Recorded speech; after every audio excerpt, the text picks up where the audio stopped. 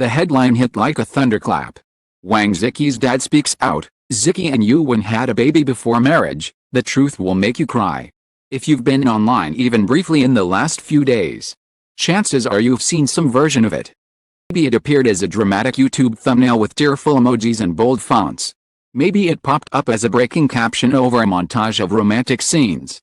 Maybe it was whispered in comment sections where people speak with certainty even when nobody can tell you where the information came from. The story moved fast. Too fast. And that's exactly why we need to slow it down. Because there's a difference between a viral narrative and a verified report. A difference between an entertainment plot and a real-life allegation. There's a difference between everyone is saying it and it's true. Today, we're going to unpack what this headline is really doing. Where it appears to have come from. Why it feels believable. And what the truth might actually be, the part that can genuinely make you emotional. Not because of scandal, but because of what rumor culture does to real people. Before we go any further, let's be clear about something important. This piece is written in a YouTube journalism style, engaging, story-driven, emotionally aware, but it is also responsible. That means we will not present unverified claims as fact. We will talk about what is circulating, what can be reasonably confirmed, and what remains speculation. And yes, we will say clearly the location, not by inventing a press room or a hospital ward that we cannot prove, but by naming the real place this story is living, online, inside the rumor ecosystem, where narratives are manufactured and amplified, the viral claim and where it lives. When people ask, where did this happen, they usually mean a real-world setting, a city, a venue, a press event, a family home, a hospital. But in stories like this, the first and most honest answer is often, it happened on the internet. This rumor's primary location is the online pipeline that feeds gossip to millions of viewers. YouTube rumor uploads, repost pages, short-form edits, and story-style narration videos that present speculation as if it were a confirmed entertainment report. That's not an insult. It's an observation. Because if a celebrity's parent truly spoke out in a way that confirmed a life-changing personal event, especially something as major as a child, that statement would usually have a clear, traceable origin, a recorded interview, a written statement, a reputable outlet's article, a verified account posting a quote. But the versions of this story that spread fastest tend to share something else instead: dramatic editing, borrowed clips, emotional narration, and a confident tone. The source is often not a document or a direct quote, it's another video. And this is the first reason people get pulled in. Format mimics journalism. It looks like a report. Sounds like a report. The voiceover says things like confirmed, finally revealed, after months of silence, or an insider disclosed. But when you look for the actual who, where, when, it evaporates. This is why the location matters.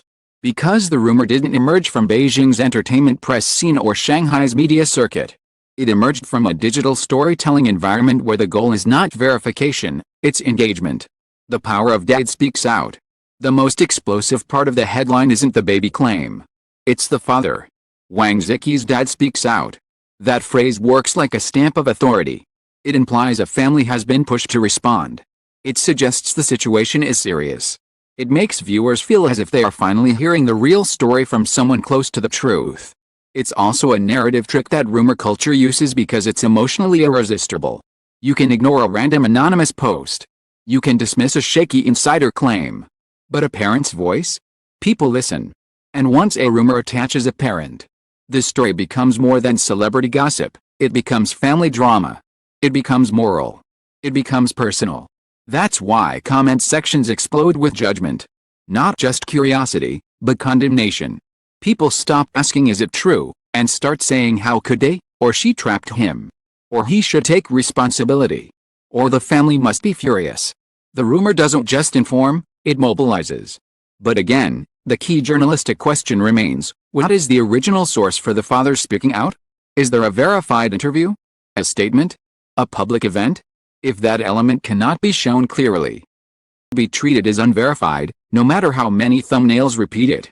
Why fans believe it, the fiction-reality blur. Now, let's talk about the emotional engine that makes the rumor feel plausible even without hard proof. Wang Ziqi and Wang Yuwen are not just two celebrities people recognize, They are two stars heavily associated with storylines that revolve around intense romantic tension, responsibility, and family themes. Popular dramas. Parenthood is used as a high-stakes plot device. A child appears unexpectedly. A paternity question shakes a relationship. Family conflict erupts, and eventually, truth and reconciliation are forced into the open. When viewers watch scenes like that, especially when they are emotionally invested, the line between character narrative and celebrity narrative can become dangerously thin, particularly when short clips are reposted without context. Here's how the confusion is manufactured. A clip of an emotional confession is posted online. The caption uses the actors' real names instead of the characters' names.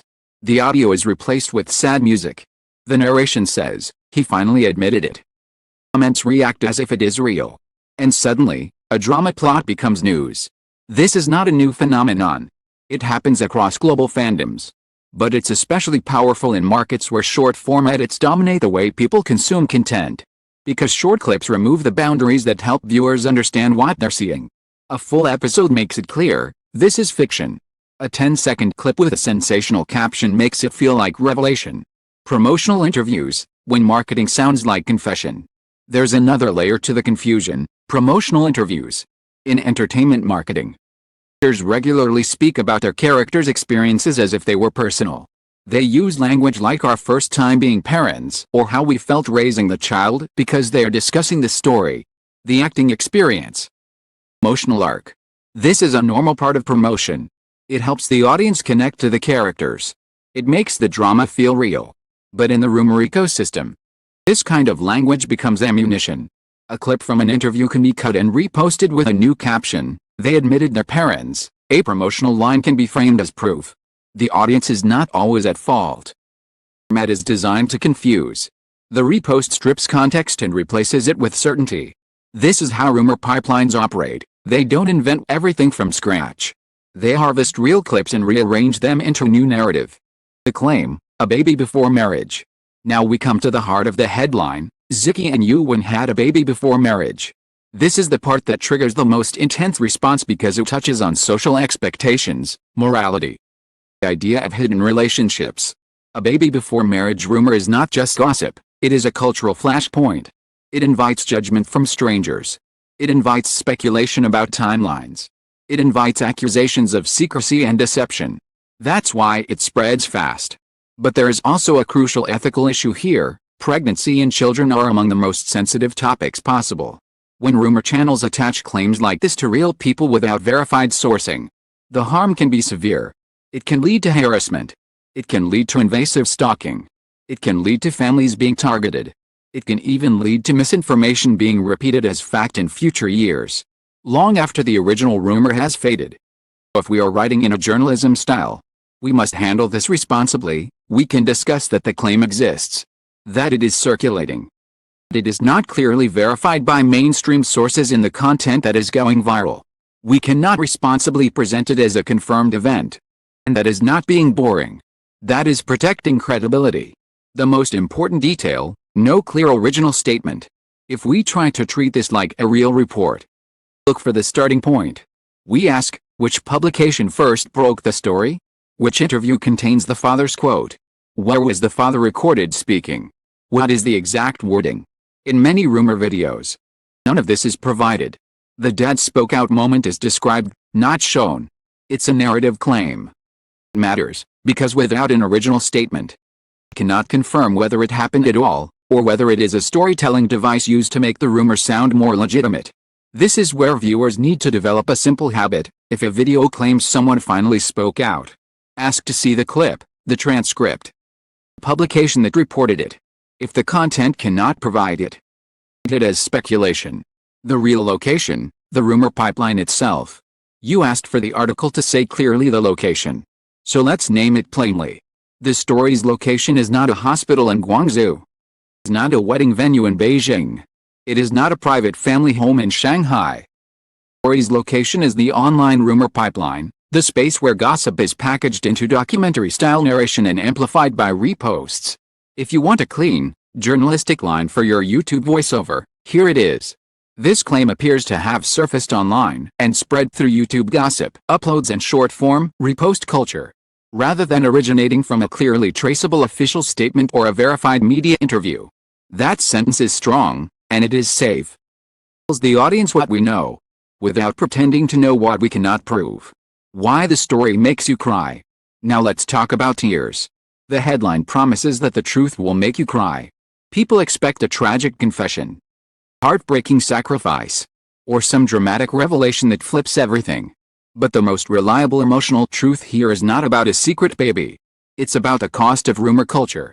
When the internet turns people into characters, it removes their humanity. It turns their private lives into content. It invites strangers to judge them based on incomplete information. Often punishes women more harshly than men. It drags families into narratives they never consented to join. That's the part that can make you cry, not because it's melodramatic, but because it's real. And it's not just celebrities who suffer. Fans suffer too. People get manipulated emotionally, get pulled into outrage cycles. They argue with strangers. They feel betrayed by a story that might not even be true. Rumor culture doesn't just harm the subjects. It harms the audience. How to spot rumor packaging. If you want your YouTube journalism piece to be genuinely valuable, not just entertaining, give your viewers a quick how to spot it guide woven into the narrative. Here are some markers. The title uses absolute language, confirmed, exposed, finally admitted. The video offers no primary source, no full clip, no transcript, no reputable report. Visuals are a mix of unrelated footage, drama scenes, interviews, fan edits. The narration fills gaps with emotional storytelling. After months of silence, secretly, the family couldn't stay quiet. The comments become the evidence. Everyone knows. Heard, it's obvious. When you see these signs together, you're likely watching a story designed for engagement, not accuracy. A responsible way to tell the story on YouTube. Asked for a 4,000-word article for YouTube. A good YouTube journalism piece doesn't just throw facts. It tells a story with structure. Structure embedded in this article. And you can follow it as a voiceover. Open with a headline. Explain why it feels so real. Name where it spread, online rumor pipeline. Explain why fans believe it, fiction reality blur.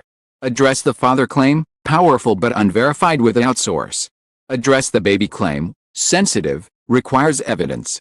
Deliver the emotional truth, harm of rumor culture. End with the viewer empowerment, how to verify and how to stay empathetic. Now, let's deepen the narrative, because the internet doesn't just spread rumors, it builds them like movies. The rumor is a script, characters, and climax. Most viral celebrity rumors follow a story arc that resembles a drama. Characters: the handsome male star, the beloved female star, strict family, the hidden child. There is conflict, a secret threatens reputation. There is pressure, the public demands answers. There is climax, a parent speaks out. There is emotion, truth will make you cry.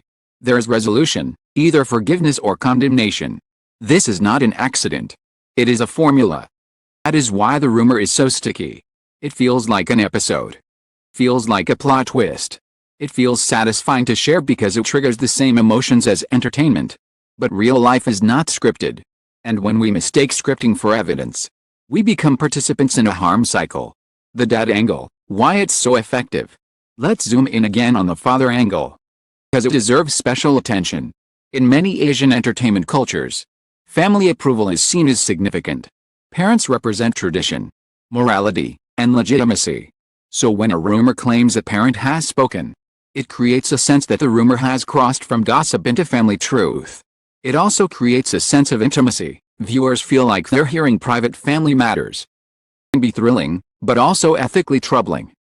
That's why responsible reporting avoids involving family members unless there is an actual, verified statement. Otherwise, comes character assassination by implication. A rumor that says the dad confirmed the baby is not neutral. It shapes how the audience judges both stars. It invites people to treat the relationship as scandalous.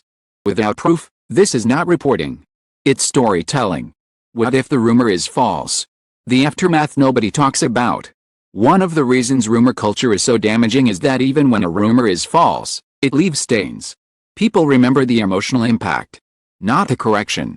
They remember the headline, not the follow-up. They remember secret baby, not unverified. Years later, The rumor returns. It gets reposted as old news. New audiences treat it as history. The cycle repeats. And the people involved have to carry it, not just the celebrities, but their families, their colleagues. Sometimes even innocent bystanders who get dragged into the discussion. This is why careful language matters. If your YouTube channel values credibility, you don't want to be part of the machine that turns speculation into truth. What if the rumor is true? The ethics still matter. Some viewers will say, but what if it's true? What if they really have a child? Here's the reality, even if a private matter were true, it doesn't justify harassment. It doesn't justify invasion. It doesn't justify demanding proof from strangers. In the absence of verified statements, there's also the risk of falsely accusing someone of something deeply personal. Journalism exists to prevent that. Responsible entertainment journalism respects the line between public work and private life, unless the people involved choose to make something public themselves. Most honest ending. So where do we end? End with honesty. A headline claims that Wang Ziqi's father spoke out and confirmed a baby before marriage. That headline is emotionally powerful. The viral versions circulating online do not consistently show a clearly traceable original statement. The rumor appears to be amplified by an environment where drama clips and promotional language are often repackaged into sensational narratives. The clearest location for the story is not a physical place but a digital one: YouTube gossip content, short-form edits, and repost culture. And the part that can truly make you cry is not the rumor itself. The way rumor culture can erase empathy, turning human beings into storylines and families into entertainment. Final words for your voiceover. If you're watching this and you felt shocked, curious, or emotional, you're not alone. What these headlines are designed to do. They are built to trigger an instant reaction. But here's a better reaction: pause. Ask where the story came from. Ask to see the original source. Ask whether the clips are from drama content. Ask whether speaking out is documented or just narrated. Most importantly, ask whether the conversation you're about to join is fair to real people. Because the internet doesn't just spread stories. It builds them. And we choose whether to be viewers or builders. If you want, tell me your channel style and I can rewrite this into a more news desk tone, a more emotional documentary tone, or a more dramatic gossip tone, still without links, still long form, and still safe.